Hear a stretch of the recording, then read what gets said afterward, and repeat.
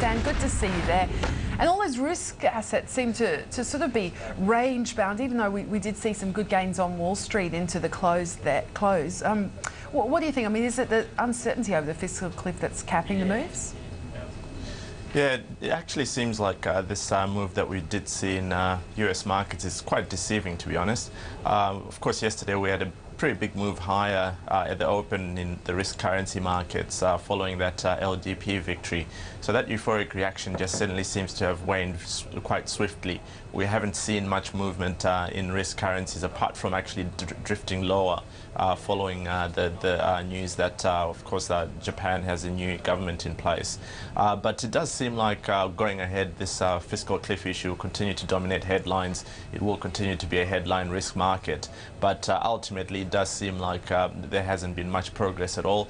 Of course, we continue to see people exercise some sort of optimism, but in that case, what normally does happen is we'll get a buy the rumor, sell the fact affair, where once there's actually a conclusion to the negotiations, we could probably actually see some selling from some of the investors there.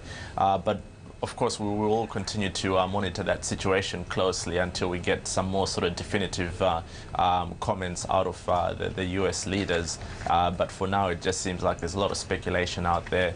In fact, what I last heard was that they're considering or weighing whether it's worthwhile actually waiting till next year to come out with a bit more of a definitive solution. So that's probably not as positive as the news that came out over the weekend, which suggested that Boehner was happy to increase taxes on households earning more than $1 million a year. Of course, it does sound like they're getting closer to what they both want, but nothing's been concrete so far. We continue to just hear comments, and that's about it. So I suppose it's better to concentrate on what we know for now. And of course, last night we did see European markets quite mixed, probably mostly lower actually, and that was mainly or partly because of growth concerns for the region as well. We had Mario Draghi on the wires suggesting that he doesn't foresee an improvement in growth for the Eurozone until at least the end of next year, or going into the next year. So that's 2014 maybe. So that wasn't positive at all.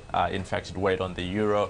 We saw the euro remain sidelined, obviously still just above that 131 level, but risk assets in general continue to be dragged down by fears that we will continue to see growth stutter over the next year or so, particularly for the Eurozone. But on the other hand, of course, we've got the iron ore price up again, another $3 overnight, now back above 130 US a tonne. What's that going to mean when you weigh up everything for our local market at the open? Yeah, we're actually looking at a gain of about 0.3% at the moment to about 45.88. Of course, that's still just shy of that 4,600 level. We have that high from last week to watch out for, that 46.03.5, I think. And that generally seems like the material space will continue to lead the way in terms of a recovery.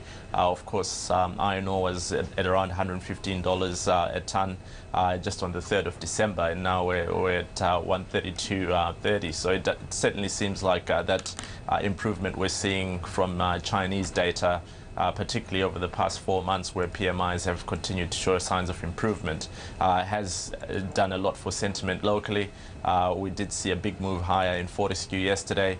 BHP's ADR is pointing to a 0.6% gain today to 36.55. So it seems like the iron ore space will be in for a fairly strong start. I think that trend we saw yesterday, where people were coming out of those yield plays and piling back into the risk plays, particularly in the iron ore names, will continue today. At the same time, we've got those monetary policy meeting minutes coming out at 11:30. They'll have quite a bit of a bearing on the Aussie dollar. Of course, we had that rate cut this month. Largely unexpected. Some say it was always coming, but at the same time, we have seen most of the big banks start to revise their expectations for rates next year, ANZ said they expect 4 rate cuts next year, down to 2%. So that certainly seems like there's a lot of contradictory sort of comments coming out of the economy at the moment, and from key analysts that might make these monetary policy minutes carry a lot more weight today. And of course, next year will be quite an interesting year for the local economy, particularly with such varying calls for interest rates. Yeah, absolutely. And of course, live coverage here on Sky News Business Trading Day when those minutes are released. Stan, as always, thank you so much.